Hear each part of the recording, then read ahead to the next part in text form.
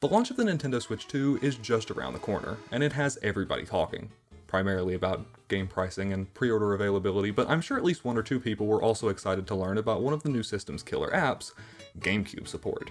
Yeah, those of us who are lucky enough to snag a system at launch will have the blessed opportunity to spend a measly $50 a year on a recurring subscription that will allow us to temporarily access a piece of UI design so nauseatingly lazy and nonsensically put together that it makes me question humanity's odds of surviving into the next century. But now it's going to have GameCube games. Stress-induced ulcers aside though, I'm sure this new feature is going to be wildly popular, which makes a lot of sense when you think about it. The GameCube is currently sitting in a pretty opportune position in the nostalgia cycle, so it's no surprise that Nintendo is eager to cash in and make a few extra bucks off their backlog. Now personally, I'm all for older titles being re-released on modern systems. That's right up my alley, when it's done not even well, I mean just like competently. Just let us disable the borders, I swear to Jesus Christ, please. There's just something about Nintendo's treatment of their older content with Switch Online I find extremely distasteful. One of the things I find most endearing about playing older games is the way that, at the end of the day, no matter when they're released, they're just as capable of delivering an incredible experience as something developed today. With that in mind then, I just have an incredibly hard time imagining somebody sitting down and really engaging with a title, putting in the potentially dozens of hours to get the most out of an amazing adventure, when it's just been thrown disrespectfully in a pile amongst 10 or 20 of its easiest to license peers, emulated with all the effort and care of, and delivering an experience roughly comparable to what you could get out of playing on a web browser. With such abysmal options available on the latest systems then, it's no surprise that a lot of people, myself included, might feel compelled to return to original hardware. It's a solid instinct. I mean, it's not like working GameCubes are particularly hard to get your hands on these days, and at least they don't require an online subscription to play. If you've ever tried to go down that path yourself though, you'll know that it's not exactly without pitfalls of its own. For starters, you've got to figure out how to hook the darn thing up, and if you're like most people, you'll be doing so with the infamous yellow wire, composite video through the system's analog AV out port. If you can even get this to work with your modern equipment, expect results somewhere between bad and nauseating. You're dealing with an incredibly low quality analog video signal, putting a pretty hard upper limit on visual fidelity. And it probably doesn't help that most displays these days don't really even know what to do with it, taking your favorite games and turning them into a blurry, laggy, low-resolution mess. Assuming you can even get your hands on your favorite games, that is. It's no secret that retro games are becoming outrageously expensive, with some GameCube titles basically requiring you to sell a kidney if you want them in even playable condition. Even if you have a big collection though, I mean, come on, discs? Let me get this straight. Every time I want to play a game, you expect me to get up and corporeally ambulate to retrieve a fragile optical disc, which I then need to physically, grabbing it with my hands, load into my system, bearing in mind that it can be rendered inoperative if I touch it with my fingers the wrong way, which will then, using a motor, frantically spin the disc while also physically moving an optical laser as it desperately attempts to glean meaning from a piece of reflective plastic, slowly, not so surely, and noisily loading my content. Look, I'm sure disk drives were seen as exciting and innovative at one point in time, but to me they occupy the same headspace as semaphore towers and the internal combustion engine. I mean, I'm sure kerosene lamps were once viewed as exciting and innovative as well, but I bet you don't have one of those in your entertainment center, do you? There's no reason in the modern day I shouldn't be loading all of my data from entirely solid-state media. Not to mention, look, I love the GameCube controller. It's right there among the most beloved controllers of all time, and rightfully so.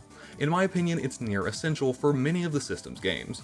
But what I don't love is its shorter than average cable. Being tethered to the console is just not as nice as what we're used to nowadays, and keeping the cord untangled is a bit of a pain. So why am I even talking about original hardware then, if the experience is supposedly so horrible? Well, the thing is, it doesn't have to be. For starters, all of these issues can be addressed on standard GameCubes. Looking at video output, for example, flip that bad boy around and there's about a 50% chance you'll spot this glorious little port, right next to the analog AV out, marked digital? Yeah, you may already know this, but all GameCubes sporting the serial number model DOL001, about the first half of them ever produced, came equipped with this proprietary connector that was originally intended to be used for like a 3D glasses accessory or something, but that in practice allows for access to real deal digital video more than 11 years before the first Nintendo console would release supporting HDMI. The only official way to take advantage of this port is with Nintendo branded GameCube component cables, which didn't sell well and are now infamous for fetching ludicrous prices online. I mean, if I had this kind of money, I might be able to chip in with 6 or 7 of my closest friends and afford a physical copy of Mario Kart World. These days though, thanks to an open source project called GC Video, it's possible to utilize the DOL001's capabilities for high quality analog output or honest to god HDMI, using a simple plug and play solution like Insurrection Industries Carby or Eon's extremely premium GCHD Mark II. As for the game loading situation, it's a little more complicated, but it is doable, with various mods and homebrew solutions allowing you to load games off of alternative media types, like an SD card. The problem is, all of these solutions can run rather expensive. Some require hard modding your console, and others may even require soldering skills, depending on how much money you're looking to spend. Sure, none of these are deal breakers. The GameCube is actually one of the simpler consoles to get set up optimally, in my opinion, but it would still be nice if there was a cheaper, simpler option that could do everything we wanted it to do, and more. Thankfully, there is. I've just yet to mention it because it's Nintendo's other GameCube, the Wii. Yeah, this could be kind of easy to forget, I guess, but the Wii is a GameCube. It's not like a GameCube or cross-compatible with the GameCube, it is literally a GameCube, a fully original hardware solution capable of playing the entire library with 100% accuracy. Now, granted, that statement is a tad bit mechano-essentialist. While they all might be the same internally, not every Wii outwardly identifies as a GameCube, as seen here with my personal childhood console. These are known as family editions, and good luck connecting up a controller to them because for some reason they had all of their backwards compatibility stripped. You can work around this, kind of, but really the best option is just to cheaply get your hands on one of these bad boys. You can tell them apart from the less desirable models at a glance because their logos and button labels are positioned vertically, as opposed to the family editions, which are designed to be placed horizontally, even though both revisions can be used in either orientation. This begs the question though, what's even the advantage here? I mean, the Wii still uses a disk drive, and came with the exact same crappy composite output, so why is it significant? Well, to begin with, while it may have shipped with the classic yellow, white, and red setup, the Wii is capable of something its predecessor isn't: outputting native YPBPR component video.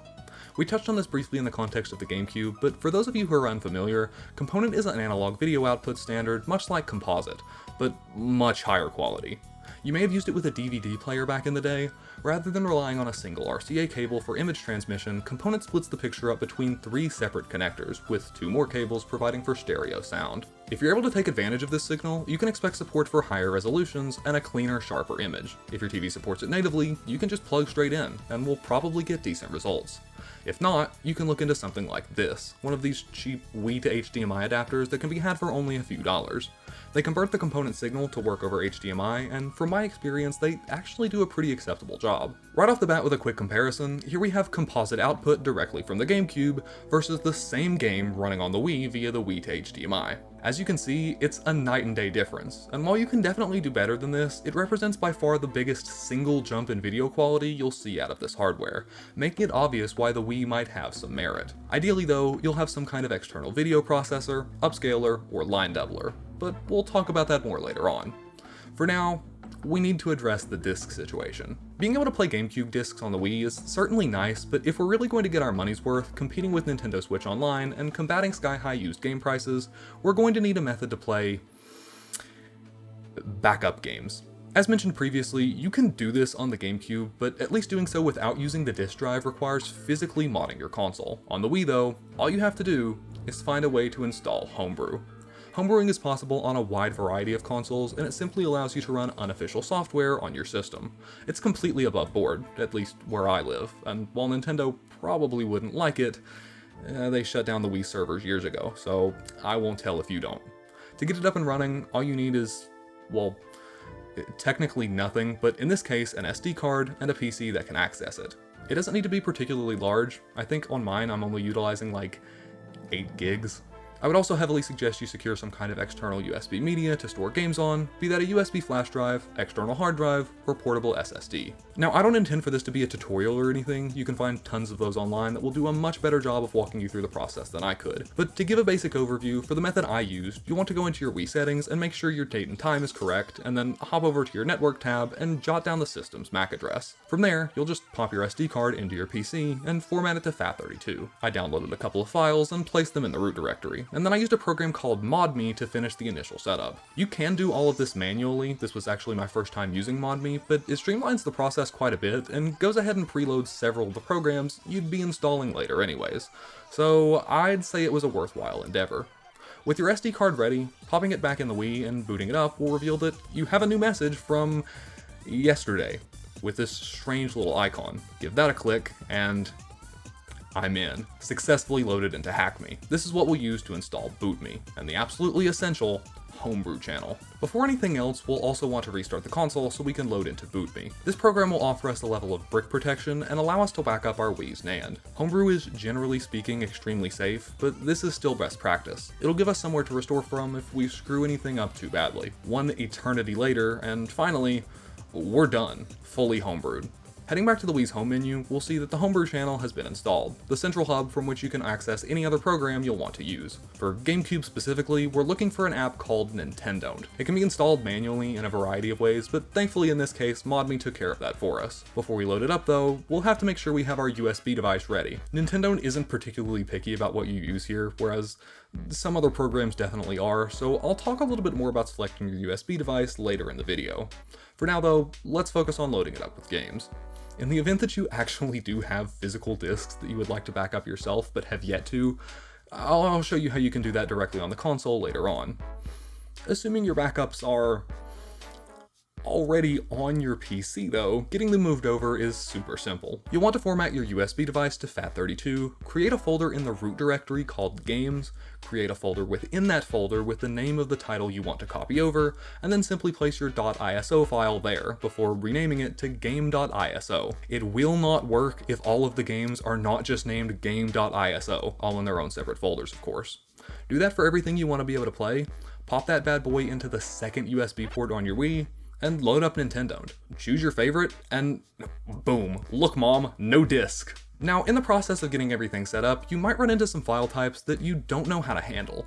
Aside from your typical ISOs, something that took me an embarrassingly long time to wrap my head around is the existence of InKit ISOs, for instance. You'll typically see this delineated by the addition of an additional .InKit before the .iso file extension, which is a very confusing way to handle that IMO. The key here is knowing that this is not a fundamentally different file type, but rather it's simply a naming convention to communicate that that particular game rip isn't padded. If you've ever spent any time ripping your own games, you may have noticed that every GameCube title comes in at exactly 1.4 gigabytes in size. This obviously doesn't mean that none of them are any bigger than each other. 1.4 gigabytes is simply the maximum size that can be stored on the disk.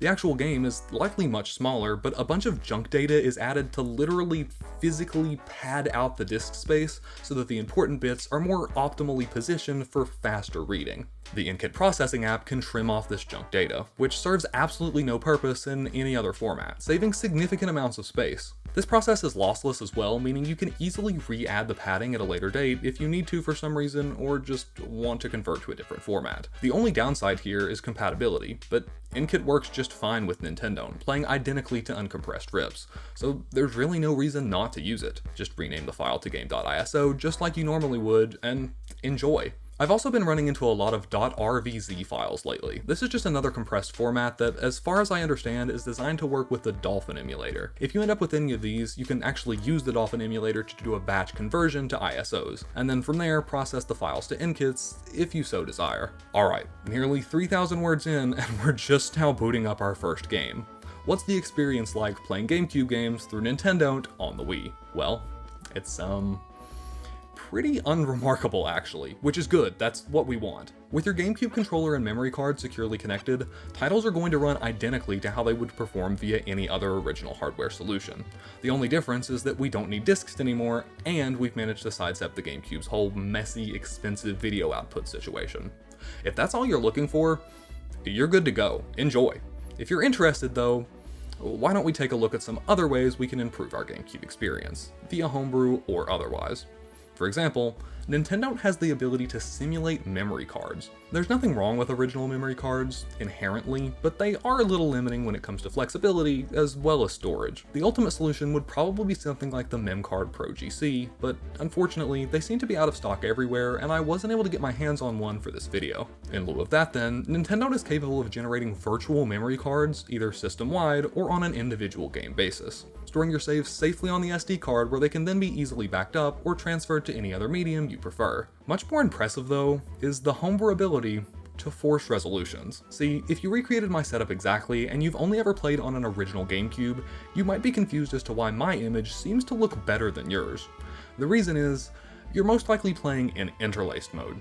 You see, the highest resolution the GameCube is capable of outputting via its analog AV out port is 480i, an interlaced signal designed to take advantage of the North American consumer CRTs that were near ubiquitous at the time. Nowadays though, not only is that signal quite low resolution, but modern digital displays are inherently progressive, meaning a 480i input will have to go through a process called deinterlacing in order to be compatible. This process, in addition to sometimes adding input lag, can result in a slightly unpleasant flickering effect you may have come to associate with older content.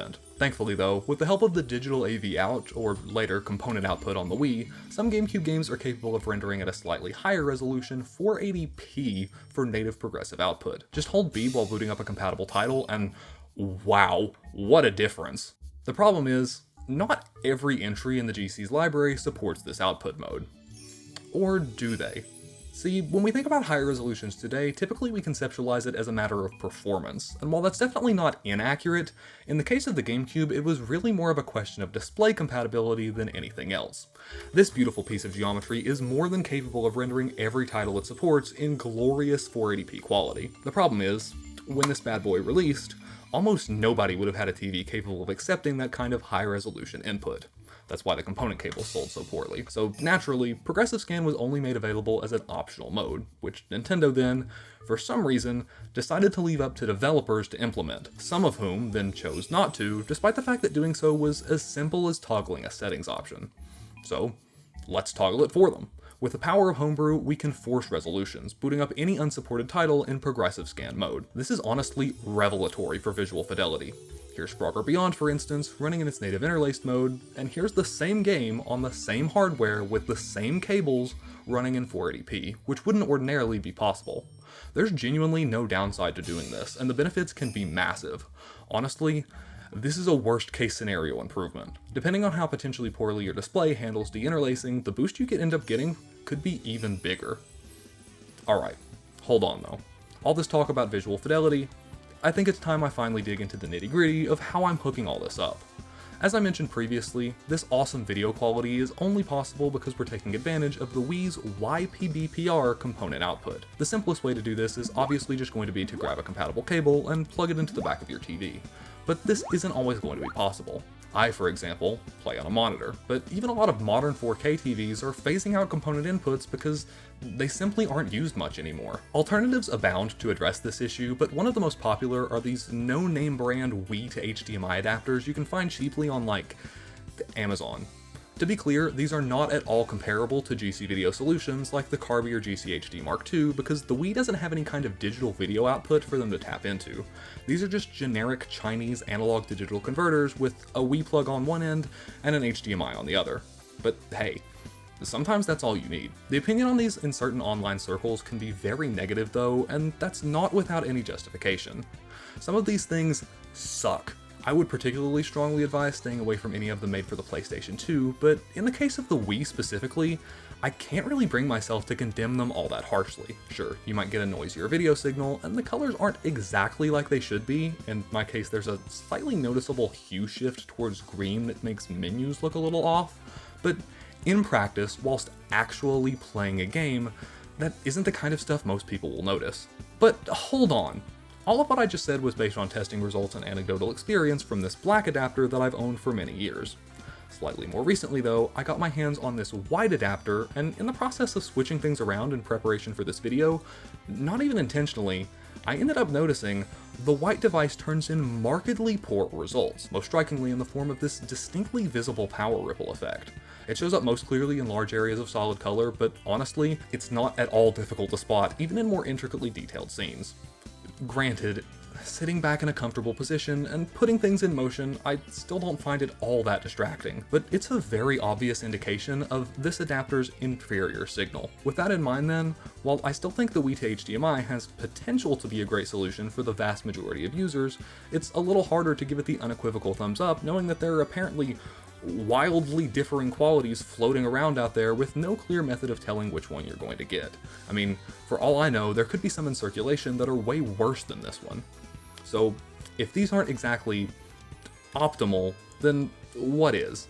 Well, generally speaking, you're always going to get the best results out of your retro consoles by feeding their analog video output directly over high quality cables into an external video processor, which will then output the signal over HDMI. Some of the most popular of these processors that are readily available today are made by RetroTink, and they'll give you fantastic results with just about anything you throw at them, for hundreds and hundreds of dollars. What I have here then is a line doubler called the Open Source Scan Converter, or OSSC. It's been around for quite a while, and while it might not exactly be the new hotness, it's still an excellent workhorse for retro console video processing. By plugging our Wii's component cables directly into the back of it, we can cleanly and laglessly convert the signal for use over HDMI. Using a line doubler like this gives us a tremendous amount of options when it comes to how we want our image processed. But for starters, let's just look at 480p pass-through mode.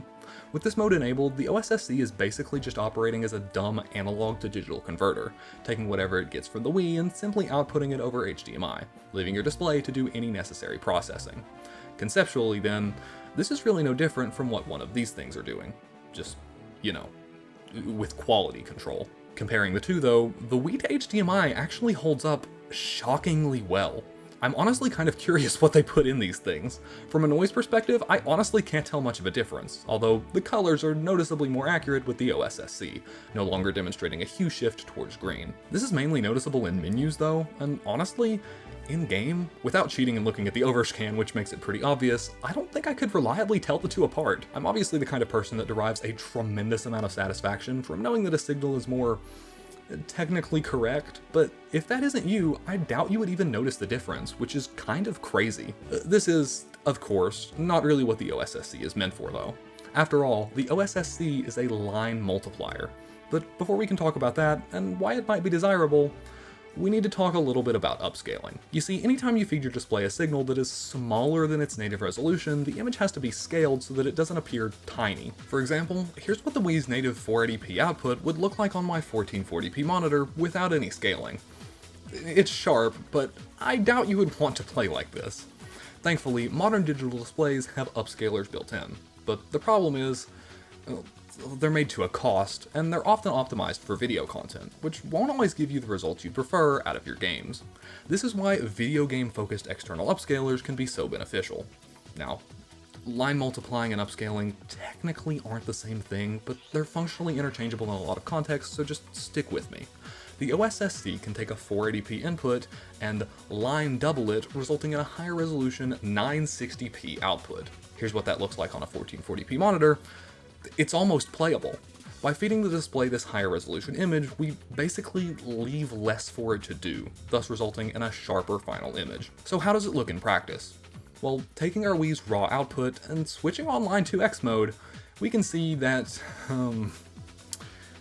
something happened.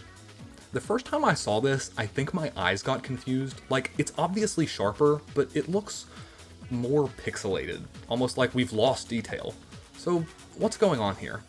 Well, what it comes down to is that 480p is kind of a weird in-between resolution. Go any lower and you have a very obvious distinct retro look. Go any higher and well, that's just HD.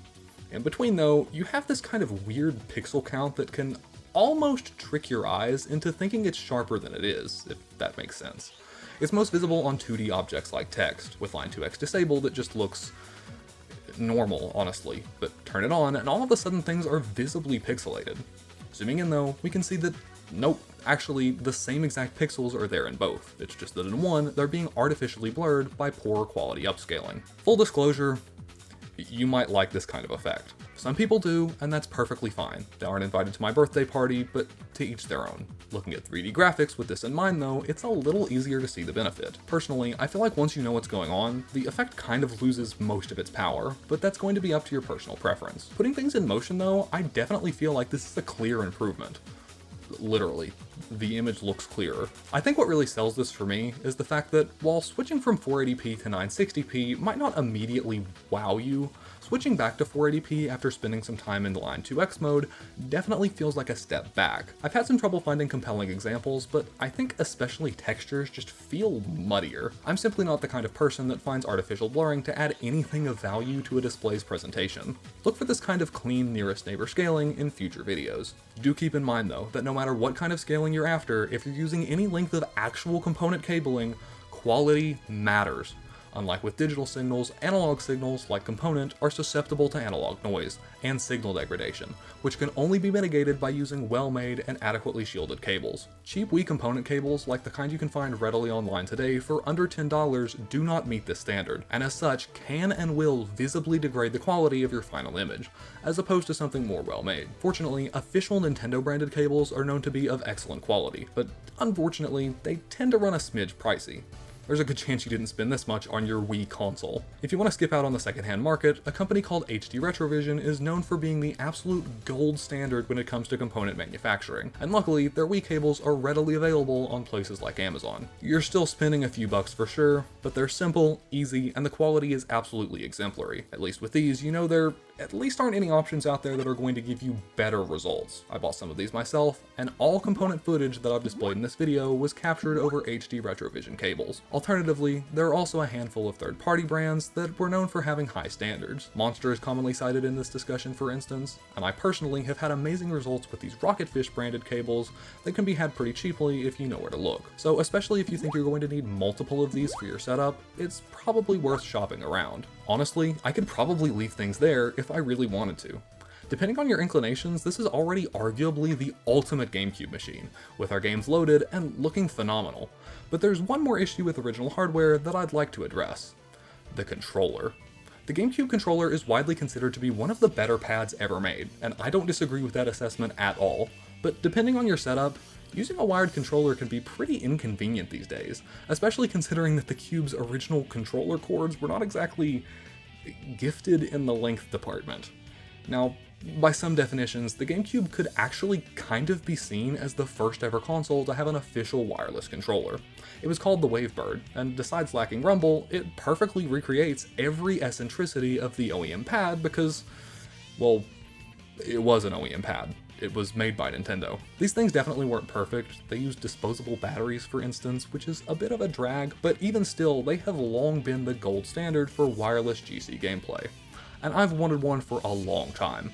I'm not the biggest fan of buying used controllers though, and unfortunately, Wavebirds tend to be a tad bit pricey in decent condition, especially with the required dongle included. I just never got around to spending the time or money required to pick one up. That's why I was so excited when I saw that Retro Fighters was developing a new controller for the GameCube. You may already know this, but I'm a huge fan of the recent trend of brand new OEM quality wireless controllers being developed for older systems. And one of the companies I've had the most experience with in this space is undoubtedly Retro Fighters. You might recognize these guys from the Brawler 64, their modern reimagining of the Nintendo 64 controller that got a ton of attention back in the day. But they've since gone on to make all kinds of stuff, a lot of which I've really enjoyed. In particular, I'm a huge fan of their line of PlayStation controllers, so much so that I own both currently available models. But I think my short-sightedness was, I was so pleased by what they made of a controller that I strongly dislike, that it never occurred to me to think about what might happen if they got their hands on a controller that I really liked. I genuinely don't even have it in me to get, like, faux outraged about this on camera. This goes beyond that. I'm just positively baffled. What made them think that anyone, anywhere, would want, or would accept, or could even live with a GameCube controller with symmetrical PlayStation-style analog sticks? This makes me nauseous. If ever anything was blasphemy, it is this controller. The reaction to this announcement was actually rightfully so negative that they ended up having to backpedal and announce the release of a second SKU, the Battler GC as opposed to the Blade GC, that was exactly the same controller but with the analog sticks in the right place. That was good enough for me, and I actually had every intention of buying one of these, but I'm glad I ended up holding off because a little less than 6 months ago, Retro Fighters ended up announcing something much better: the Battler GC Pro. Now, I know I was talking a lot of big game like 3 sentences ago, but I do actually own a Blade GC. I got it as part of a buy one get one sale, and I thought it would be cool to check it out, as the original Battler GC is identical, except of course for the analog stick placement, but also I think I might be able to get some use out of this thing in a future video.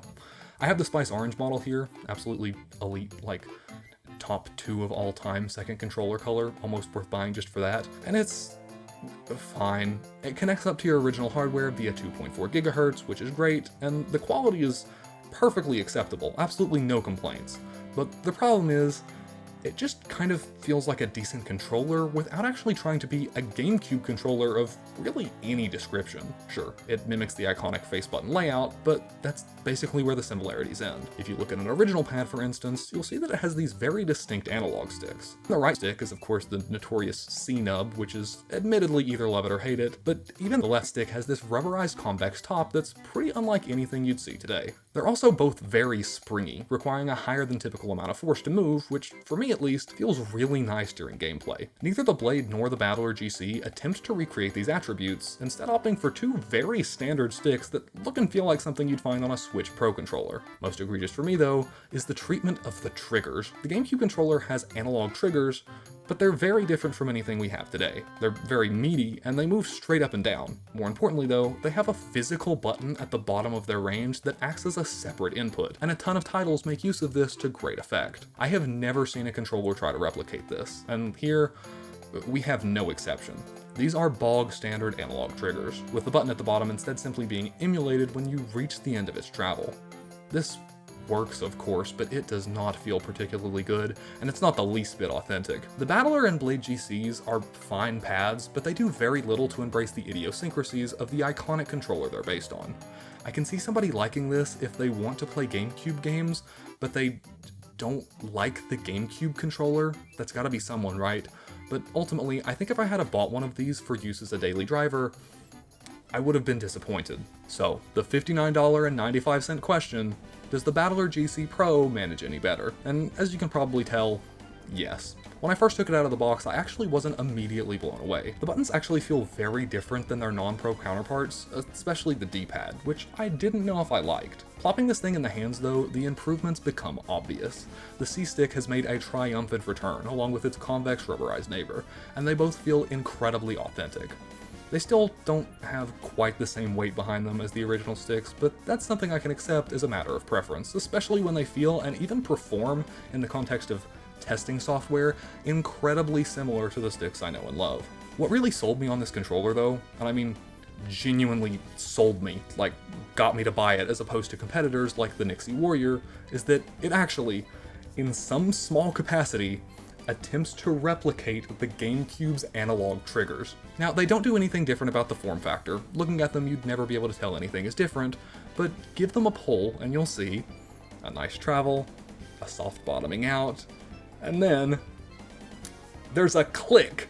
They put a switch at the bottom of the analog trigger, an actual physical button, and it works, just like the one on the GameCube. Now, obviously, this is not a one-to-one recreation by any stretch. This is like the kind of switch you would find in a computer mouse, very clicky. And I'll admit, when I first tried it, I wasn't sure if it was going to be for me. But when you actually start playing games with it, it just works really well. It somehow manages to tap into the desired vibe extremely well, all within the context of a more modern controller. And the buttons, they grew on me immediately as well. I've never really been sure where I fell on the whole clicky versus mushy button debate, but at least in this implementation, the clickiness and shorter travel distance feels really premium. Who knew bumpers could be fun to press? Everybody's different, but for me, this controller just strikes the perfect balance between maintaining original features and functionality and modernization to really tickle my autism. I'm kind of obsessed with it. It just feels like such a great option to play with. I'm not exaggerating when I say that owning this controller has made me want to play the GameCube way more, and it's honestly a big part of the reason I felt compelled to finally start working on this video. It even has additional features like these back paddles I don't care about at all, and Bluetooth mode, so you can use it with like your Switch and stuff, and PC. I've actually been using it to play games on my Switch, which is kind of crazy. I've never felt compelled to do that before. If you can't tell already, I really like this controller, and I feel like it's going to be an absolutely phenomenal daily driver for 95% of the games on the console. There will of course always be the occasional title that could benefit from more authenticity. I, for example, have long been of the opinion that very few games have ever had their control schemes more designed to fit around every quirk of a controller than Luigi's Mansion, a must-play title on the system. And I don't know if I could ever feel comfortable playing it with anything other than an original pad. The upcoming Switch Online GameCube controller might make a neat solution for that, paired with a Blue Retro adapter, something I'm excited to look into in the future, but for the vast majority of gameplay, I really do feel like this will remain my go-to, which I couldn't be happier about. A brand new, readily available, authentic wireless controller we can pair with our system. So, there we have it, an absolutely ultimate GameCube experience brought to you by the Wii. So, is that it? Well, yeah, I mean, if all you care about is GameCube games, I think we've more than got you covered. But hold on a minute. We spent all this time and effort getting amazing results out of a Wii console. What about Wii games? You didn't think I was going to let you leave without discussing what kind of USB device you should be using, did you? As it turns out, we've already done basically everything we need to do to build the ultimate Wii machine. It's just going to take a little bit more configuration. If you want to play Wii backups on your homebrewed Wii, you're going to need a program called USB Loader GX. There are other apps that can do the same thing, but this one is by far the most popular. I actually already installed it with ModMe back when we were doing our initial homebrew. Loading it up, we'll see that, hey, this is a lot more professional looking than Nintendo. It basically looks like we're in a more advanced version of the Wii menu. And whoa, are those my GameCube games? Yes, they are, and we'll address that. But first, let's get to the main event. We need to get some Wii games on this screen. Unlike GameCube games, Wii games need to be stored on your USB device in a much more specific manner. They have to be in the WBSF format, the file name has to have their game ID added to it, and a lot of them need to be split into multiple parts to fit within the FAT32 file size limit, which is kind of a pain. Luckily, there's a program called Wii Backup Manager that can do all of that for you. Just point it to whatever folder has your backups in it, point it to the correct folder on your USB device, and start transferring. It's super easy and takes care of all the necessary formatting, so you never even have to think about it. Popping back over to USB Loader then, that's more like it. Just pick your favorite title, and we're off to the races. Games load as normally and play identically to how they would operate running off the disk drive. It's worth noting that unlike Nintendo, USB Loader GX can be a little bit picky about what kind of USB devices you use, and I haven't really managed to nail down a rhyme or reason behind what it's looking for. If you try to load off of something it doesn't like, you'll just end up with a black screen, so it's important to choose something reliable. USB flash drives may seem appealing, but I've definitely had the most trouble with them. I was initially going to try to use this really nice and super compact 256GB SanDisk unit, but it doesn't work at all for Wii games, while this piece of crap generic 128GB stick works just fine. Some people might want to use external hard drives, and you'll probably have better luck with those, as long as you're sure they can be powered over a single USB port or use an external power supply. Personally though, I ultimately decided to go with an external 500GB SSD, because as I mentioned, I want to keep things solid state. Even with pretty much everything I think I might want loaded on here, I'm barely using a third of the space, but it'll be super easy to upgrade down the line if I ever want to. Alright, so that's cool and all, but hold on. Are we sure we even want to do this? I mean, is the original Wii even the best way to play Wii games? Well, as it turns out, it is. Ask any random Joe Nintendo fan off the street, and they'll probably tell you that the ultimate Wii experience is had on the Wii U, which might seem intuitive at first glance. I mean, after all, the Wii is fully backwards compatible with Wii games, going so far as to have an entire virtual Wii accessible from the home screen, and it has an HDMI port for Christ's sake, automatically scaling your games to 1080p for your HD viewing pleasure. Here's the thing though, it's actually quite well known among more informed Wii aficionados that the Wii U doesn't give all that favorable of a representation to Wii games. I mean, yeah, if you're comparing crappy composite video from the Wii to the Wii U's HDMI, like most people would have been doing back in the day, well, duh, it's no contest, obviously. But if you instead look at this bad boy next to the best you can do with component video and a proper video processor, you may be surprised that the original Wii comes out swinging. This is because the Wii U scaling of Wii content just isn't all that great. There's some problems with the aspect ratio for one, but I think more noticeably, it just isn't as sharp as it could be.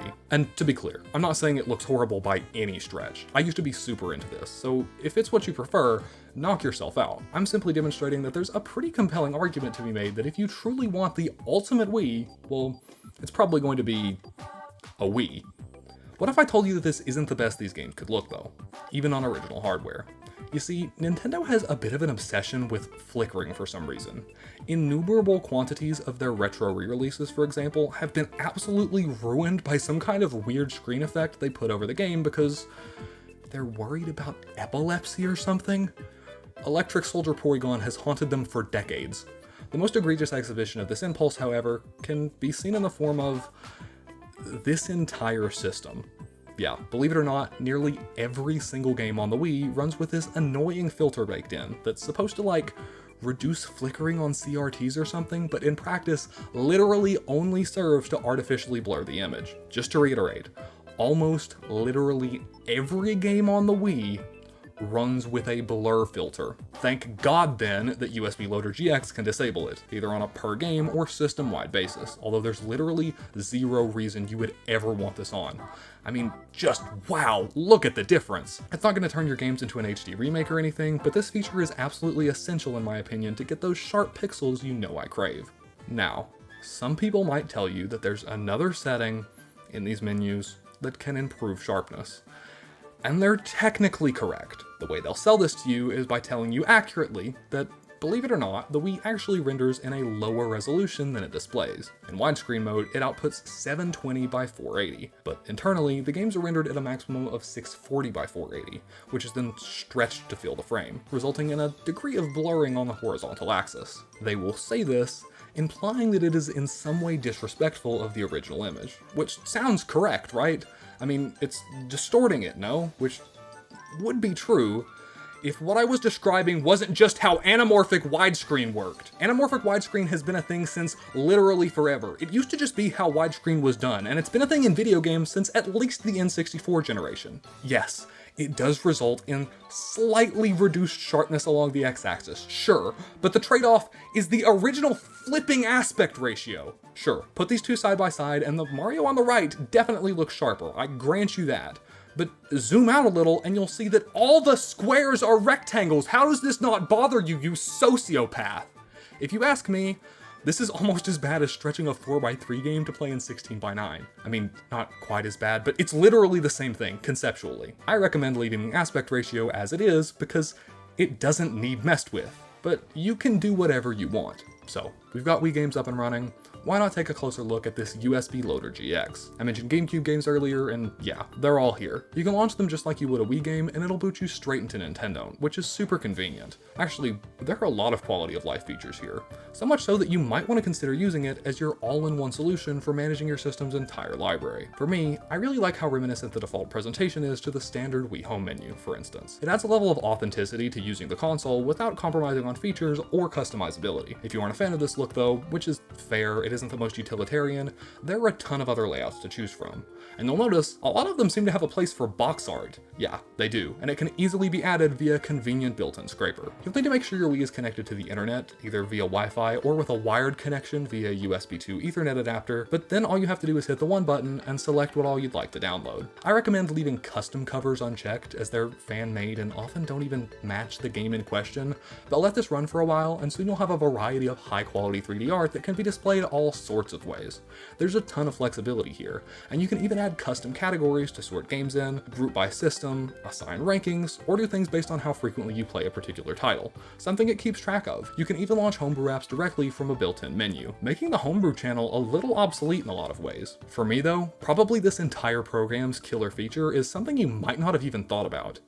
GameCube controller support. Yeah, I mean, we're obviously going to be using a GameCube controller for our GameCube games, and a ton of Wii games even support, and in my opinion, are best played with a GameCube controller, especially since we've gone wireless. Yet, despite that fact, and despite the fact that it does support analog controls with Wii controllers, the Wii home menu doesn't recognize GameCube controllers at all, meaning that every time you want to start a GameCube game or boot into Homebrew, you have to connect up a Wiimote, even if you don't intend on playing with it. USB Loader bypasses this restriction, so you can just pick up whatever controller you're going to be playing with and load up your game with no additional hassle. This begs the question though, if we're going to be doing basically everything from USB Loader anyway, do we even need the Wii menu anymore? And for me at least, the answer is no. Loading directly into USB Loader would save a ton of time and be much more convenient, and thankfully, we can do just that with a program called Preloader. Preloader is an easy to install homebrew app that allows you to really dig around in the guts of your Wii and mess with some pretty low-level stuff. This is another way to disable the deflicker filter, for instance. For me, an absolute must-change setting in any Wii is disabling the standby too. It serves absolutely no purpose now that system updates aren't a thing anymore, and nothing makes me angrier than seeing that yellow light when I'm trying to turn off my console. The main boon, though, is that we can install a forwarder and point preloader to it, so that as soon as you hit the power button, you'll load straight into USB Loader GX, bypassing the home menu and the homebrew channel and saving you tons of time in menu navigation when you just want to play a game. Alright, this is getting really long-winded. Trust me, I'm keeping track. I'm the one who has to actually stand here and say this stuff. What, do you think I enjoy listening to myself talk? Anyway, before we wrap up, let's talk about some miscellaneous features that make this little beauty an even better package deal. I mentioned about a bajillion hours ago that I would show you how you could back up your game discs directly on the console if that was something you were interested in, and the answer is, surprise surprise, USB Loader GX. With it loaded up, pop in your favorite title into the disk drive, and let's see what we can do with it. For starters, we can actually launch directly off the disk from within USB Loader, which I guess is nice if you still want to use your original copies for some reason, but also want to reap the benefits of patching, like disabling the deflicker filter, bypassing region locks, or forcing video modes. What we're more interested in is ripping games though, so give that plus button a press and hit OK. It's that simple, and the process actually doesn't seem to take as long as I remember. Once it's done, the game will show up in your library just like every other title, and you can pop that disc out and never look at it again if that's what you're after. All files are saved in the exact same format, so if you wanted to move them over to your PC for use with emulators or the like, they would absolutely be suitable. GameCube games work just fine as well, although keep in mind that doing things this way will result in a full 1.4GB disk rip, so if you're using Inkit with your other titles, you might want to switch over to PC when you finish and trim off any extra fat you can. You might also be wondering, hey, what about WiiWare games? The Wii was among the first home consoles to include an online storefront offering downloadable titles, but sadly, the shop channel has long been discontinued. Still though, there were a lot of great games released on the service, and while thankfully many of them have made it to other platforms, a good number of them were and have remained exclusive, meaning if you don't already have them downloaded to your console, there's no way to access them today. Unless, of course, you have Homebrew. WiiWare games operate a little differently since they were always installed directly to the console, instead of read from a disk. They come in the form of .wad files, which you presumably got from, ripping them from another console that you own, which already had the games installed. Who am I kidding? I don't even know why I'm doing this bit anymore. You know where the WADs come from. Anyway. WADs in hand, there are a variety of programs, usually called WAD managers, that can install these to your system from the SD card. From there, they'll appear and function exactly like they always would have, showing up on your home screen with any other channels you have installed. You can also use this method to install any old channels that are no longer available, as well as other things like forwarders for homebrew apps. Word of warning though, installing a WAD on your Wii is basically the equivalent of running an exe on your computer. It's only ever as safe as the WAD itself, and it's probably one of the easiest ways for you to accidentally brick your console if you don't know what you're doing. If you're sticking to official stuff like eShop titles, you should be totally fine, but if you want to mess around with basically anything else, just make sure you don't step too far out of your savvy and always stick with trustworthy sources. Finally, before we wrap up, if any of you can still even remember the original hook of this video, Nintendo Switch 2, Nintendo Switch Online, GameCube support, how about we deal a few blows to some of Nintendo's other online offerings? Remember the Virtual Console? Yeah, you used to just be able to download and play classic titles on Nintendo systems for a small one-time fee without having to sign up for a subscription. It was great, and they didn't have any borders. I will never understand this. Technically though, these releases fall under the category of WiiWare, and they can be installed in exactly the same way, which is pretty exciting when you think about it. I mean, even if you have and can tolerate Switch Online, a lot of these titles aren't even available there. We've got Master System and TurboGrafx-16 games on here. That's not what I find most compelling about this though. You see, the vast majority of Dreamcast era titles ran at a native resolution of 240p, including almost everything we have on offer here. It was basically standard at the time, but it's usually handled horribly, if at all, by modern displays. If we launch them straight up though, with the way we have everything configured right now, they'll be internally upscaled and output at 480p however, which is probably pretty convenient depending on how you're hooked up. This is the best picture you're going to get out of these titles with a Wii to HDMI adapter, for example, or a direct component connection. It looks totally fine. Genuinely, I doubt anybody would look at this picture and call it anything less than acceptable. But hey, Didn't I mention earlier that the OSSC basically specializes in 240p input? Indeed it does.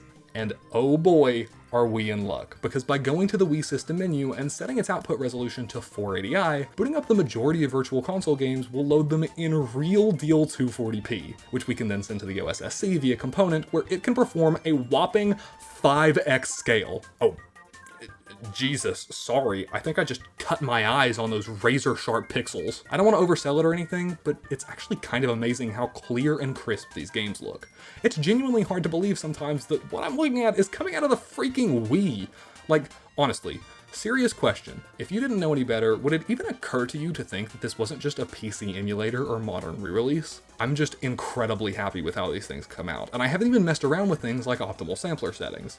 This is just a hint as to the true potential of external video processors, something I hope to show off a lot more in future videos. There are, unfortunately, a couple of major caveats though. For starters, you know how I mentioned Nintendo's obsession with anti-epilepsy measures? Yeah. Well, it got the NES. And N64. It takes the form of a significant darkening of the game, which unfortunately, in my opinion, more or less completely ruins the presentation of at least NES titles. Maybe this is just copium, but I'd like to think N64 isn't quite as bad. I mean, it at least looks better than the Wii U, but it's also possible that I only feel this way because I really want it to be true.